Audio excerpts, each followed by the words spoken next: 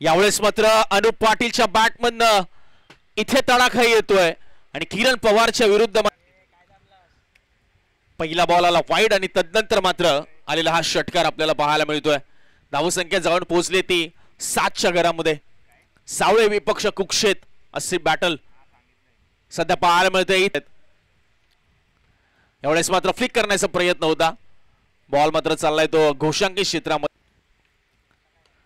यावेळेस मात्र ऑन साइडला काऊ कॉर्नर बाउंड्री लाईनच्या बाहेरून बॉलला फेकून दिलंय Anup Patil. Stand and deliver प्रकारचा फटका आपल्याला पाहायला मिळतोय।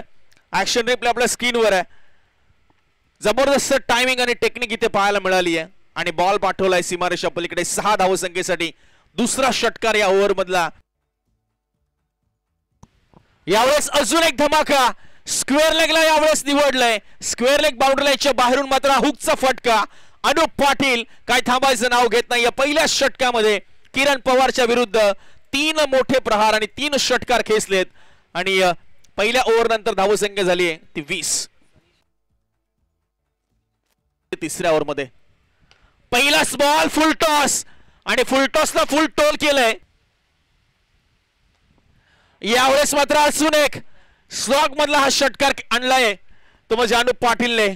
बॅक टू बॅक 2 मोठे धमाके। Lower full toss ball straight down the ground समोरच्या दिशेने स्ट्रेट बॅटने हा षटकार येत असताना अनुप पाटीलच्या बॅटमधनं लोअर फुल टॉस बॉल आणि अगदी स्टँड अँड डिलिव्हर प्रकारचा फटका पाहायला मिळाला। खडे खडे हा षटकार। अजून एक बॉल चाललाय बाउंड्री लाईनच्या बाहेर का स्क्वेअर लेगला बॉलला उडवलाय मात्र पंच काय सांगतील। Yes it's a huge hit, huge and magnificent stroke bye Anup Patil. 2 बॉलवर 2 दमदार षटकार।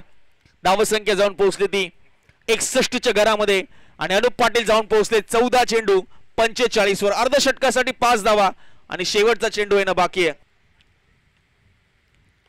प्रयत्न झालाय आणि प्रयत्न यशस्वी केलाय अनुप पाटील। दुसरं अर्धशतक मच्छिंद्र स्मृती चषकातलं।